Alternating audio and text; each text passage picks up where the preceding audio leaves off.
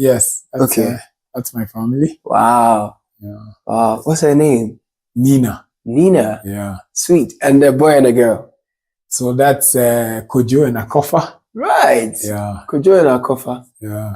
Are they twins? They almost look alike. Yeah, they're only 1 year apart. They look more like their mom. Yes, of course. Okay. Yes. Okay. It's okay. It's fine. It's fine. Yeah. They can look like her. We don't mind. They just have to have a little bit of brains for me. That's all. Amazing stuff. What am I seeing? I'm seeing, is that a hippo? Is that a lion? Yes. Yes, that's okay. A hippo. Right.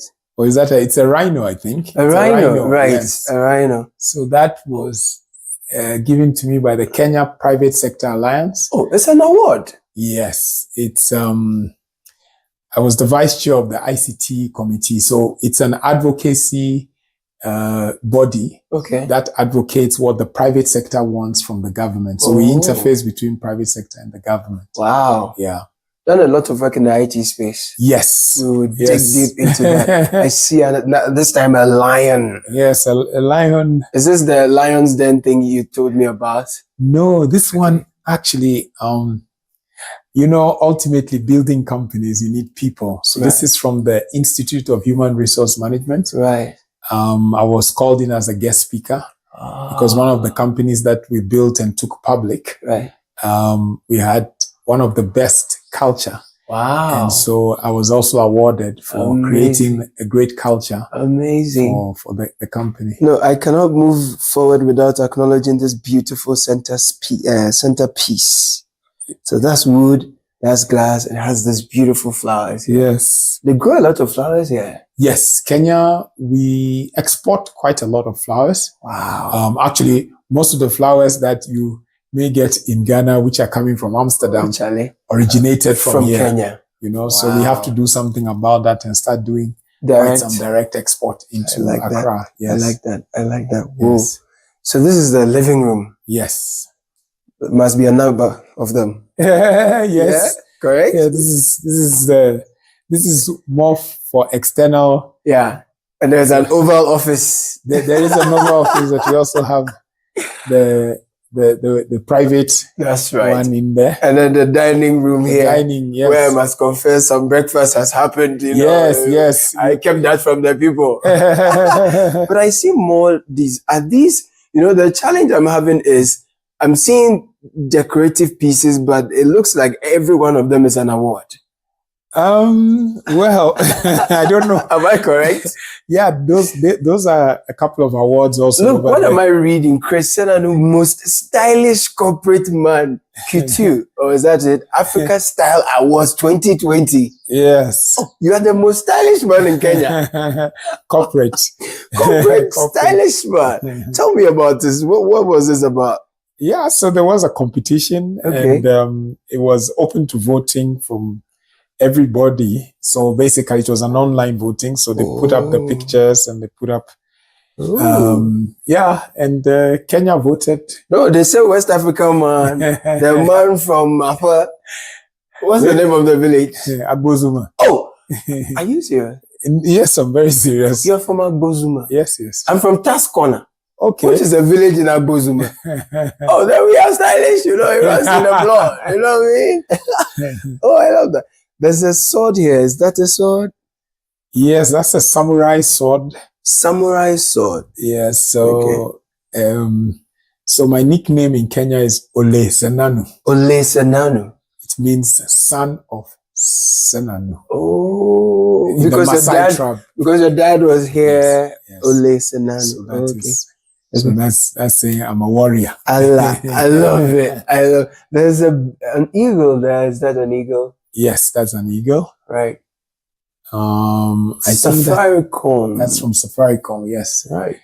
That was my exit from telecommunication industry. Right. 2 years ago. Rose to become the CEO of Safaricom. What do they call it? The chief business of the enterprise business. So that's B2B section. Okay. I was not in consumer. I was in the B2B line. So I was the chief of the B2B. Tell me more about that. Let's get into that side of your life. I love it. Whoa, guys, come and take a look at this. Look, that's a beautiful bed sitting on that. Oh, it's got, wow, your house hosts beds. This is beautiful. So walk us through your Safaricom journey, how it all went. Well, Safaricom was a great experience. Like I said, that was my last position in my last role within the core telecommunication industry. Right. It was beautiful to get to the top, having spent years growing right from the bottom. As I told, my first 2 years, actually, I had no salary. Why? It's pure because when you are straight out of school, you get jobs as a sales agent, or what they call a DSR, commission based. So yeah, it was good. That was good training because I love selling, I love communicating, I love negotiating. Right. So to start right from the bottom to the top, to become like a managing director of a division, that was nice to get to. But then yes, by that time I think I was burnt out. Right. Yeah, I was burnt out. I was tired. Right. I'd pushed myself very hard over the years. Right. So then, yes, I decided I'll take a break. Right. So yeah, I exited, took a year off, literally doing nothing. Wow. Although when I say doing nothing, I can imagine you are still doing things. My wife laughs. No, because I sit on about 7 boards. My goodness. So yeah, of course the boards keep me busy. Yes, my volunteer work. Right. Yeah. So, yeah, but just had to, sometimes you need to take 2-3 steps back. Yeah. You retreat. To advance. You refresh. And then you re-strategize. You get back. Wonderful. Yes. If you compare the space to ours, was it like in terms of cost, quality, convenience, affordability, and even the level of advancement? I think we've done a lot to do. In fact, that was some of my work when I was in Telcom and also in Safaricom, digital transformation for the government. Right. Because you recognize the fact that the faster and the more government digitizes, the better for the people. What do I mean? Government services. One of the biggest challenges in getting services from the government is interacting with the government. But if you take away the rent-seeking people in between, all the middlemen, and you can engage the government directly, then things move. For example, registering a business in Kenya, you upload the documents, you pay using M-Pesa, you go onto the portal, what the business registration, it's a BRS portal, and literally within a day, you can have your company registered. Really? Yes. And you don't need to go to any office? No, because you upload so fast the documents you upload. Everything you correct, have is the IDs, the tax certification and the rest. You get your... And you just use M-Pesa to pay? Yes. You get the names of the business, you put them in, and they'll tell you what is available, what is not available. You don't need to see anybody? No. You don't need to know anybody? Yeah.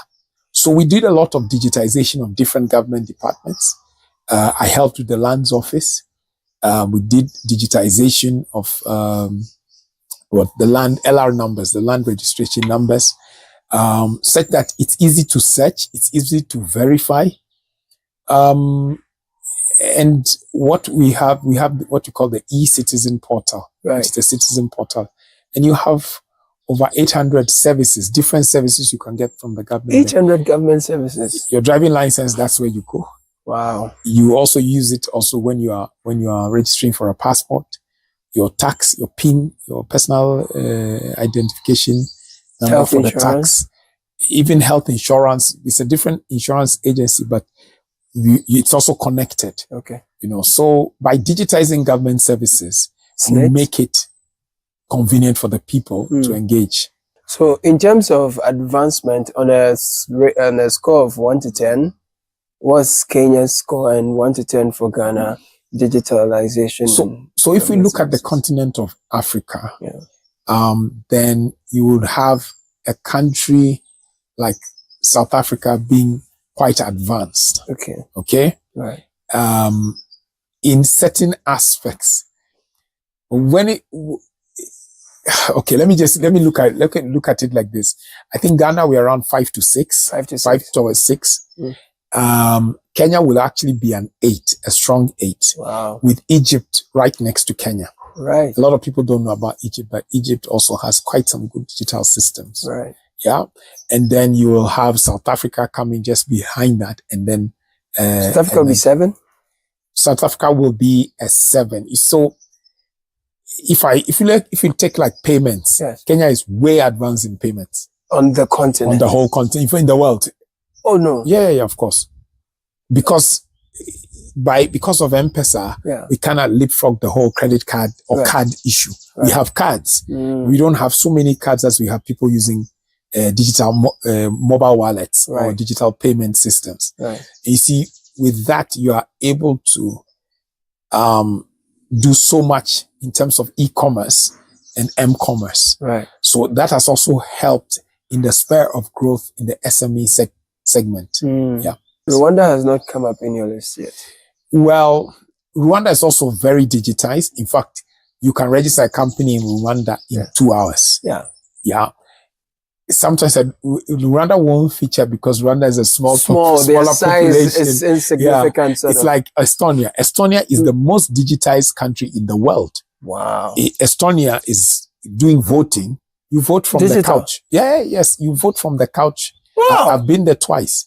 Wow. Yeah. Everything. I don't have to go queue to vote. No. From the time you're born, you get an ID. Yes. You get a digital card. And that's the ID used in primary school, high school, university, for your tax, everything. Wow. From birth to death. Yeah. In fact, you can log into the system and put the names of your unborn child. And when they are born. You don't mean No, I'm serious. Yeah.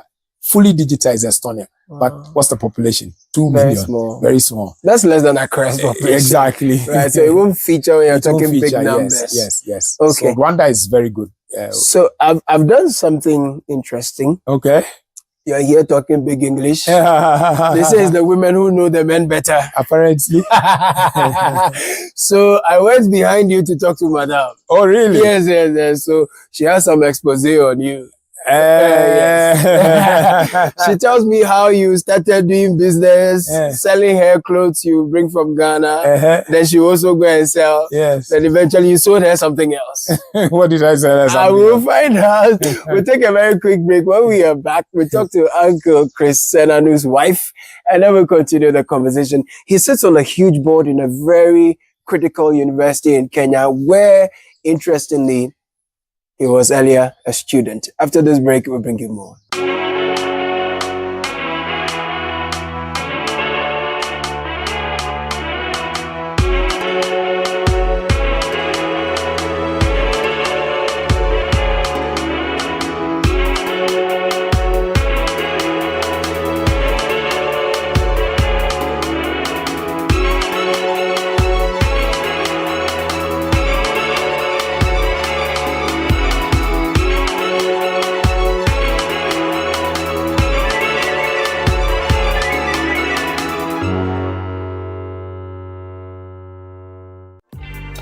They are the trailblazers, the pioneers, the unsung heroines who break barriers and set new standards. Hello there, welcome to The Woman in You with me, Zoe Abubeiduado.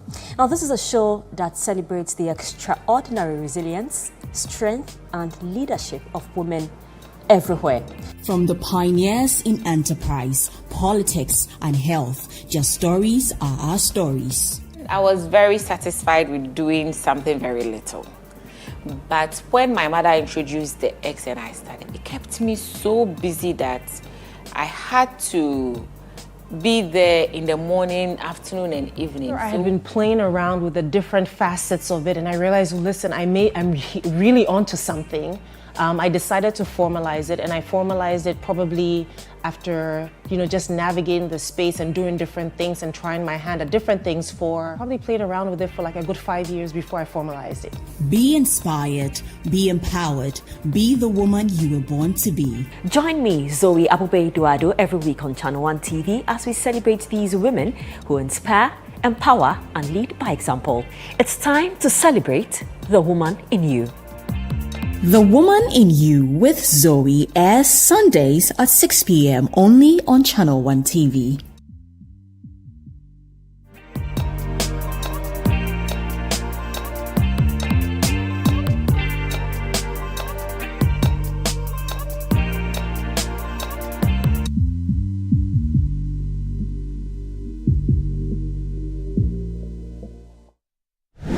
So welcome to another edition of What the Papers Are Saying, where we bring you the big stories for the week and dissect them as reported by the big media outlets. And then we look at the various angles they reported on those stories and matters arising from those stories.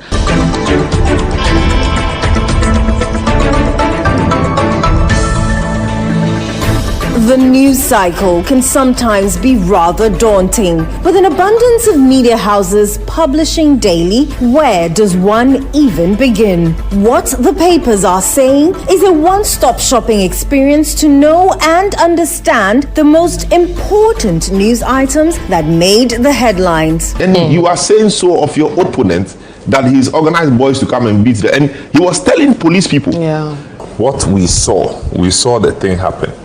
And if what we saw is what it is, then it's a very shameful act from somebody who's supposed to be a member of parliament. And everybody has condemned except himself. All the weapon he had was just a recorder. Yeah. And then you expose him to this kind of ridiculous... I mean, how do you do that?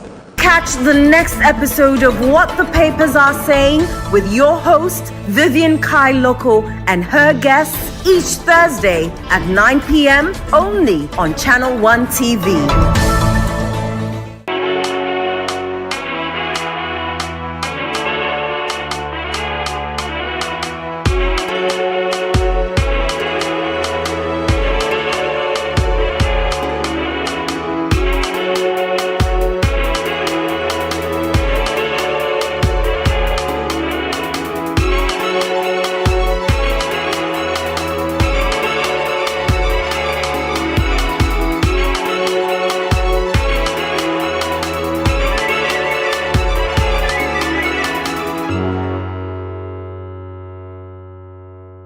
You know, I mean, we've been talking to Uncle Chris Senanu, but as they say, besides, used to say behind, now they say it's beside every successful man, there's a woman. So we want to catch up with his lovely wife, with whom together they've built a lovely family and a great empire of impact. I'm talking about Madame Nina Senanu. It's good to have you. Thank you. Thank you for welcoming us into your beautiful home. You're welcome. And I see 3,000 cases of home decoration. Your husband credits you for this beautiful, lovely home. Are you into interior design as well? Well, I'm an interior designer by profession. So the reason why, of course, the space reflects that. It has overdone it. I love it. Oh, really? I want to come spend vacation with you. You're welcome anytime. Thank you. I will come. As long as you get me business in Ghana. Oh, there is a lot of business in Ghana. Don't worry about that. Yeah. Now, tell me, how did you meet this man who has been voted the most stylish man in Kenya? Was he this stylish when you first met him? Well, we met in university. Okay. On campus. Right. Stylish. USIU. Yes. We were both in USIU for undergraduate. Right. And that's where we met. Okay. Stylish. He was always stylish. Okay. I guess we've just improved on the style. Oh, you've enhanced the style. Yes. I love it. The style. Yes. Wonderful. So how did you meet actually? I know you met in school, but... Well, we met in university. He proceeded to finish. And then when I was just about to finish, I was asked to go and do an internship. And it was in the company he was working for at Swift Global. So when you went there? So I went there, we reconnected. I think I did my internship. It was a 6-month internship. Right. I then went back to school, graduated, and then I found a new job. Okay. And in our new job, we were also a telco, but it was then when mobile phones were then coming into the market. Okay. And we were selling mobile phones. So I worked there for a year. Then I started doing my own business, selling phones. And so... Hey, you're business-minded people. Oh, yes. We are very business-minded people. I love the sound of that. So we are entrepreneurs. Right. So that's when actually we reconnected, because then I was like, hey, do you want to partner to do his business. First, we actually sold Ghanaian clothes. How can I forget that part? He sold Ghanaian clothes? Yes, because that's what he used to do on campus. He brought Ghanaian clothes from Ghana to sell on campus? Yes, sell on campus. So he gave you some? So he gave me some. For free? No, of course. Oh, you paid for it? I didn't know. I took some to sell. You were still doing business? Of course, everything was about business. So actually, that's how we reconnected, because of the business angle. So when on campus, I took some clothes to sell to make some money off him, and then we reconnected back when we started selling the mobile phones, and then the rest is history. Then you decided to do more than selling. I guess the selling went overboard. My parents. And you sold something else to you. He sold you a vision. What kind of vision did he sell you? I don't know. He didn't sell me a vision. Maybe I sold the vision. Oh, you sold him a vision. Yeah. Tell me about it. I don't think I sold him a vision. I just sold the entrepreneur in him, and for me that was exciting. I guess. So okay. Yeah. I mean, that acumen for business sparked an interest in you. Yes. And it blossomed into a beautiful home. What kind of a young person was he besides his business acumen and all that? Who was he like? I guess he's always been this serious. I guess if you ask even the people who were with him in college, because I was 2 years behind him. Right. He's always been a go-getter. It's always about the numbers. Right. And yes, so for him, it's never been about the fun. It's more about business is always fun. So what did you do for fun besides business? For Chris? Well, we travel a lot. Okay. I guess always to get ideas and get new, I guess. That's the time to take some time out, so rest. I will visit family. Right. Yeah, for us, that's what we call fun. So your home is multicultural in the sense that your husband is Ghanaian, you are Kenyan. Yes. Where in Kenya are you from, and how did your cultures, the difference in your perspective in the beginning, how was that migration like, putting those two personalities together? Well, it was quite easy because his family lived in Kenya. Right. His dad had come here a while back, and that's how, for them, they came to Kenya. So they were very adaptive to my culture. Right. They understood I'm from Meru, but my parents practically lived I was born in Nairobi. Okay. So it was easy to integrate our cultures, because for them having spent a lot of time in Kenya, and my in-laws being here also for a while. Right. It wasn't that difficult. Okay. Yeah. Right. So here's a man from West Africa, Ghanaian. Yes, adapted to the culture here a bit, but there must be something different about West African men from typical East African men. Tell me some. Really? Well, like, if I generalize, are we speaking generalization? Yes. Maybe the difference is the West African are more family-oriented. I think they are a lot family-oriented. Okay. Vis-a-vis the East Africans, I should say. Right. And then, of course, they're more aggressive. Oh, West Africans are more aggressive. Yes, I feel that way. West Africans are loud. We are loud. Okay. They're loud. Right.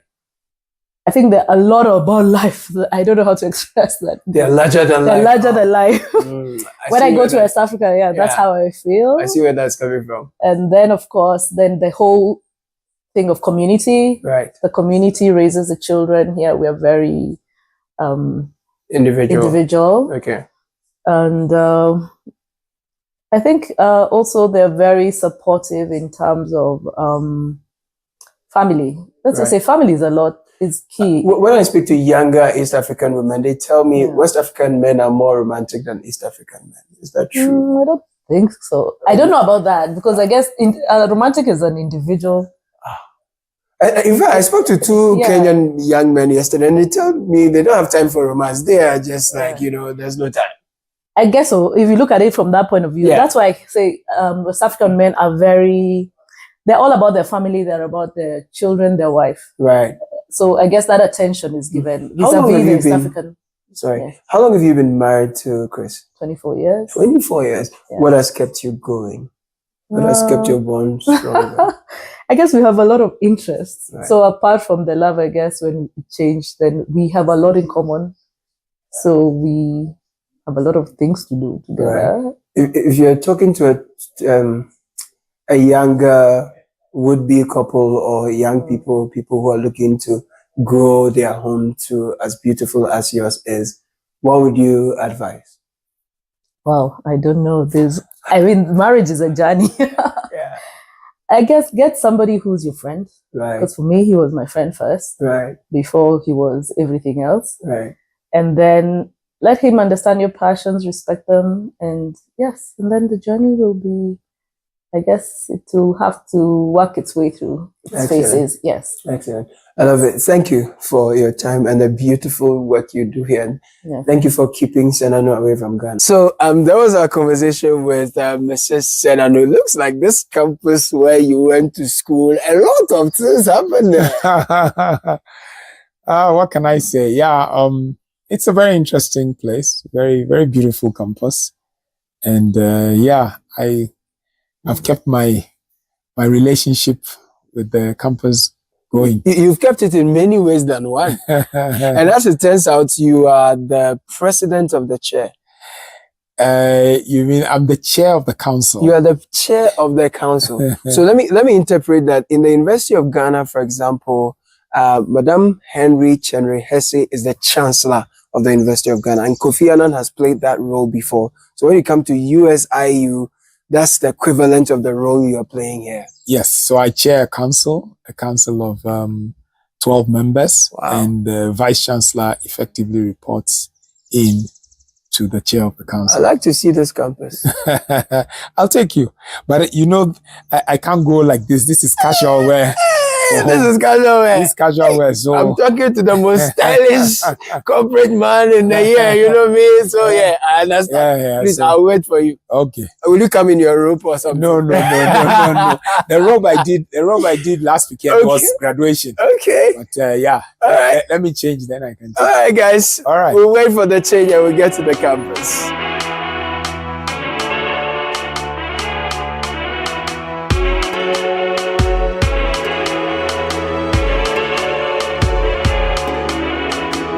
So we're on our way to USIU, but I couldn't help but admire how the city is planned here.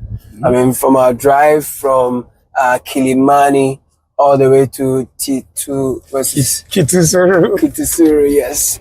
I thought that it's a city that looks well planned. I've seen places that look like what we have in Ebri. With trees and valleys, high hills, and people have built all right, but you see that they build in a way that it sits inside nature so that it doesn't destroy it in any way. So give us an insight into how the, buildings are put up and how planning is done here at the local government level. Yes. So I think the key thing is that areas are properly zoned. Of course, as time goes, there's a bit of regeneration, but typically residential areas are residential areas and commercial areas are commercial areas. Right. So you will not find people putting up kiosks necessarily in residential areas. In fact, one of the biggest culture shocks coming from Ghana is, the way you walk out of pretty much most estates, there's some place in the corner you can go and buy something. Yeah. But right from years ago, Kenya had mini markets and supermarkets, and now over the years there's become a major proliferation of the same. So Kilimani would have been an estate built 30-40 years ago. Is it? Yes, and now you will find a little bit of regeneration where older houses are being brought down and a few areas have been zoned that they can put apartments. Right. So the zoning ensures that where there's supposed to be apartments, you have apartments. Where it's supposed to be minimum, let's say half an acre or quarter of an acre, you have those. And then you'll have the other, what we'll call leafy suburbs, where you only have standalone houses, even though in a gated community. So we have a lot of gated communities in Kenya. Right. So it's really a choice, depending on how large your family is and or your preference of habitat. And how much you earn too? That could be a factor, but there are some people who don't have to earn. Their grandfathers earned enough. Right. Right. So it's really a choice. Yes, it totally is a choice. Yeah. So So then we also have the zoning. We have land use and spatial planning in Ghana. So, and we have a master plan for Accra. But you find that buildings are coming up and it's in an uncoordinated manner. And like you rightly said, we have kiosks, estates within estates. And it's become a major challenge we are having. They call it gentrification. It's happening in a way that our green cover is going, and it's also going with our air quality. What are we not doing right? Because as for the plan, we seem to have it. I think African cities suffer from issues to do with enforcement. Where, because as human beings, if I see somebody doing something wrong and nobody does anything about it, I may have the tendency or the thought that even I can do it. And all it takes is one person doing, not following the law, and then 2, and then 3, and then next, it's 1,000. So ultimately, we need to blame ourselves for it. I don't know what happens in Ghana when people don't totally follow the law, but I can tell you we've had a lot of buildings, beautiful buildings, expensive buildings being pulled down in Kenya, where somebody built on a road reserve, or somebody built, like there was a famous case around the Arboretum. Arboretum's got lovely green, lush areas. And there was a petrol station built with something like, I would call it 20 to 30 meters into the forest. They cut off half of it. Yes, they cut off half of it. And so there is a sense that we should follow the law. Remember again, I explained to you, we are in the country where the United Nations Environmental Program is. And so issues to do with greenery are very important. In fact, we're just about to pass around where the UNEP is. It's an area called Gigiri. Gigiri. Yeah, Gigiri.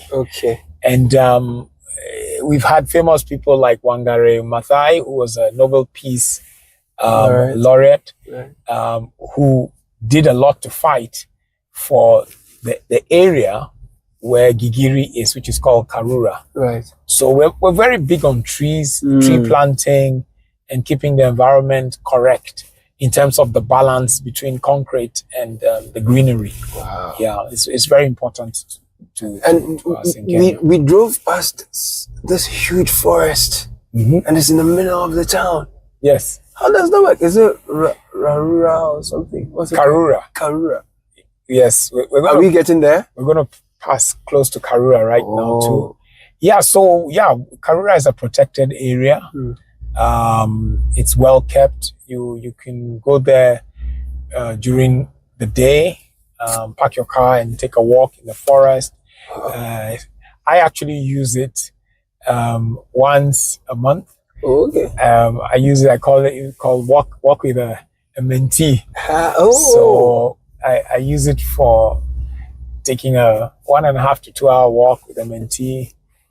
Get to discuss what's going on in their life and their business. Yeah, it's a lovely place. Really lovely place. Open spaces. Yeah, you get in touch with nature, I guess. What's the Ghanaian equivalent when you come home? I guess it will be up on what we call the mountains, which are the hills. Going to Ebiri. But also Legon has a botanical garden. Remember, I told you I'm a Legon boy. So Legon also has the botanical gardens, and I believe there's other walk. It's called the Century Walk, or so that's some of it. Look at that apartment. Is that an apartment? Green Forest, Gem Forest. It's a boutique hotel. It's a boutique hotel. Yeah, that's a boutique hotel. What does that mean? It means it's a hotel with less than 50 rooms. Where it's almost like a home away from home. Yeah. Right. Where are we now? Where is this? Now we're getting very close to UNEP. Which is the United Nations Environmental Program. Right. So Karura, UNEP is built kind of close to or within the precincts of Karura Forest. Okay. Yes. Yes. Wow. And I see they are big on wildlife too. Yeah, you know, we have a park. When you land from the airport, you can actually land in Nairobi and just go straight to the park and see wildlife. If you come very early in the morning, around 5 a.m., you can go straight to the park, have a 2-hour drive. At that time, by around 6, you're likely to find a lion with a kill. Hey! Yeah. Wow. Wow. First thing in the morning. Oh, this is sweet. Yeah. So there's a deliberateness with respect to what we see. It's not just, it's not random. Well, the greenery, I wouldn't dare to say we don't have any random things in Kenya. Right. I'll just say we are probably better at enforcement. Right. And the protected areas are protected. And generally, you know, there's times, in fact, right over here, there used to be a hotel was put up next to the UN, and it ended up being brought down. Oh, why? Because they didn't go according to the specifications. The United Nations. This is a United Nations. They have a service kind of support company there, but that's the American embassy you just passed. Okay, I'm sure they'll say no photography and things like that. So let me not. Yeah, so you see that American embassy. Okay. that's the rubble. Okay. That was all brought down. Somebody tried to put up a hotel there. Over there. Yeah. A hotel. Yes. And it was pulled down. Pulled down. Just pulled down. So this is the whole of this is UNEP. Right. Yeah. And does that mean that the counties are more effective? Is it a central government thing or is it county government? Yeah. It will be county government because each county like Nairobi or Kisumu or Mombasa has a governor. Right. And so it will be the officials within that. Look at the view, man. Yeah. Look at the view, man. And we, look, I'm sure you know we build in Ramsar site in Ghana. We sell it. Officials buy it. Wetlands, being filled. And so the good thing I would say, for example, even here, this estate is called Runda. Okay. There's a couple of areas where the river, like we're going to go down towards the riverbed very soon. Okay. And some people built on riparian land. Okay. You know, the thing about nature is you might have 10 years, good, 15, and then the rains come. Yeah. And a place which was a riverbed will flood. Right. And ultimately, what happened is that people ended up with flooded houses. Yeah. And the enforcement doesn't have to come and tell you you goofed, because it will deal with you. It will deal with you. Yeah. You know, it will deal with you. So. It gets to the point where, yes, nature will always fight back, but it gets so rampant that even while it's seasonal. So once, the flooding season is gone, you find people are rebuilding, remobilizing and all. I mean, isn't there something we can really do to make our enforcement more effective back home? I think ultimately people will break the law or do things outside the law if they know they can get away with it. But also, over time, societies culture is built up. And so if people feel like the culture is, let's build on riparian land, let's not respect the laws. Whether it's a politician or a business executive, they are part of the society. So we are a reflection of what happens around us. If we believe that it's okay to do wrong because we can get away with it, then people will do wrong.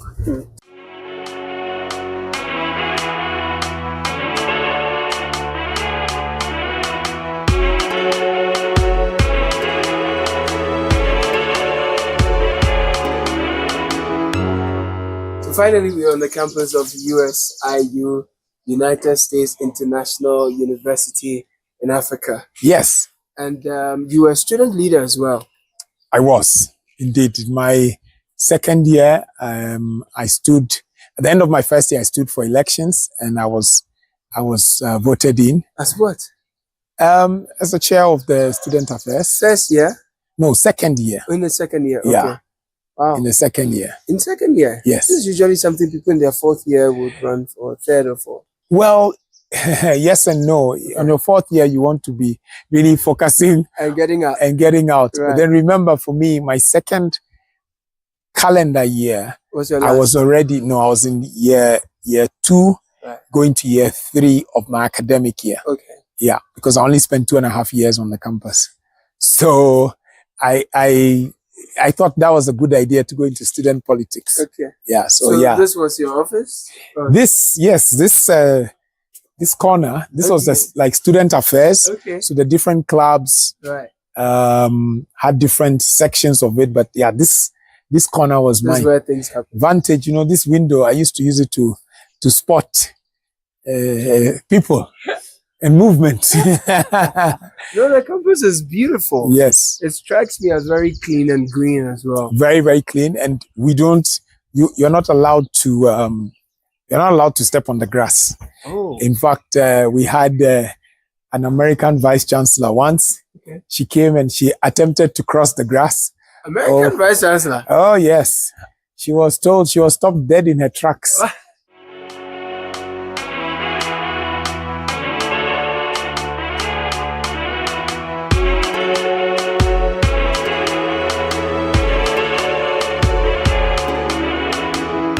School of Graduate Studies. Yes, and research and extension. So PhD students and the ones who are doing the last bit of master students. Wow.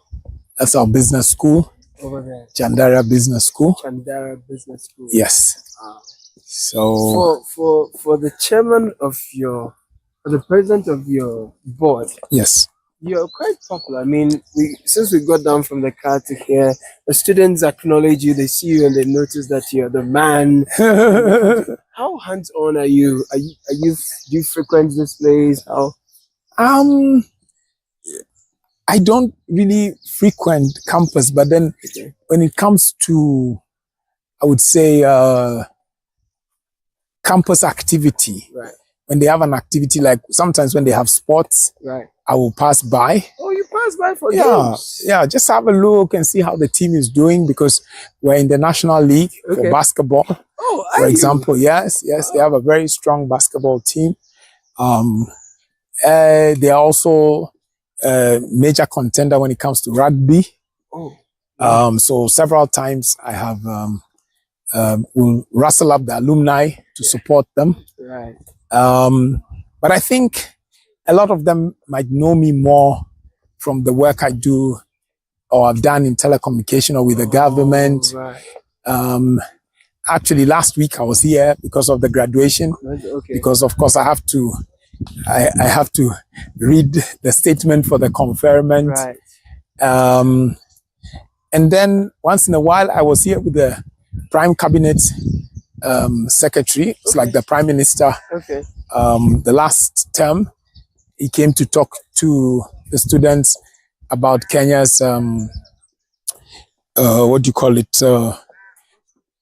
We're talking about the foreign policy of the country. Hey, he came here to address the students on their foreign policy. Yes. Yes. So yeah, there's quite a number of engagements. Listen, your campus is breathtaking. Yeah. It is clean and sweet. Yeah. I love it. That's the Chandaya School of Business. That's the School of Business. Wow. How expensive is your program? How affordable is it? So I believe it's very affordable. Actually, I've been advocating for rising in the tuition fees. Oh, you want the tuition fees to go yes, up? Yes. Wait for me to come before. No. When I finish, then it goes up. No, because a term, a full load term is about $1,400. Okay. Yeah, so it's really not too expensive. I mean, I'm comparing to the fees I pay for my kids for high school. You know, it's almost 3 or 4 times I mean, lower. university is always somehow cheaper than high school, especially when it's private high school. Yeah. But you see, this is private university. And so on one hand, in my head, because of the infrastructure, this campus has Wi-Fi all around it. Everywhere. It has, the infrastructure is well clear. I mean, hello, which country are you from? Somalia. See, I told you. And you? From Somalia. Somalia too. Somalia. See, I told you, you have 63 different nationals. I'm the chair of the council. Oh, yes. Nice to meet you too. Yeah.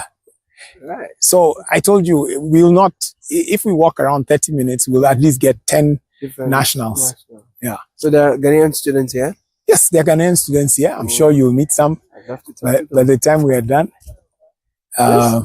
This has an iconic, imposing feel to it. Yes. The closest campus I can compare to yours in Ghana would be, say, what would you say is the closest in Ghana to the campus? I've still not gone to Ashesi. Okay, you need to see it then. Yes, so I think this is what comes close. Yes, so from a private point of view, Academic City 2 has this. This is more imposing. I think in terms of size, how big is this? So we've only built on about 30 acres. 30 acres? Yes. But you have more. Yeah, we have a lot. We have a lot now. We have 140. 140 acres. Yeah. So was this also a partnership between the government and... No, this is purely private sector. Purely private Nothing to do with the government. So the land was acquired. Yes. Sector, yes. Everything put up private. Yes. What building is this? This is the library. We're about to enter the library. So we'll not be able to talk in some areas where students are studying. Okay. But once we get to a certain section, we can talk. This is the president of council. But you say we can't disturb them. But I don't want to disturb the students. Yeah. Wow. So I'm seeing Chris and Nina Senanu. Yes. What's going on here? Oh.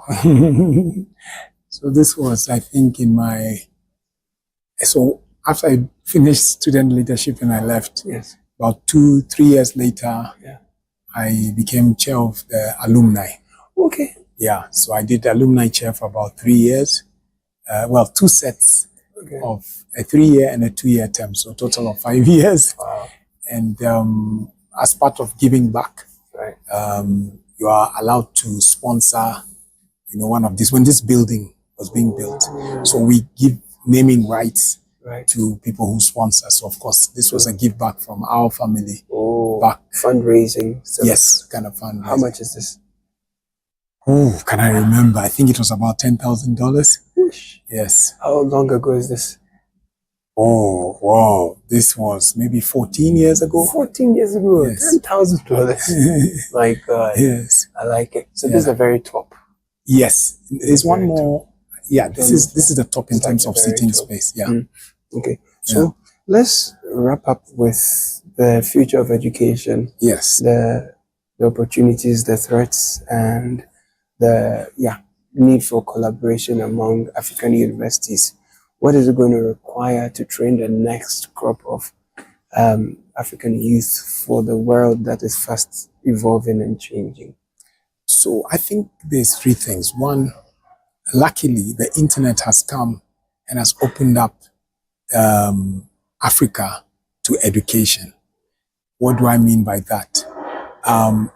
The child who was born in a camp like Kakuma, which is a refugee camp, maybe from Southern Sudan or from Somalia, or the girl child who's been messed up by Boko Haram clashes in Nigeria.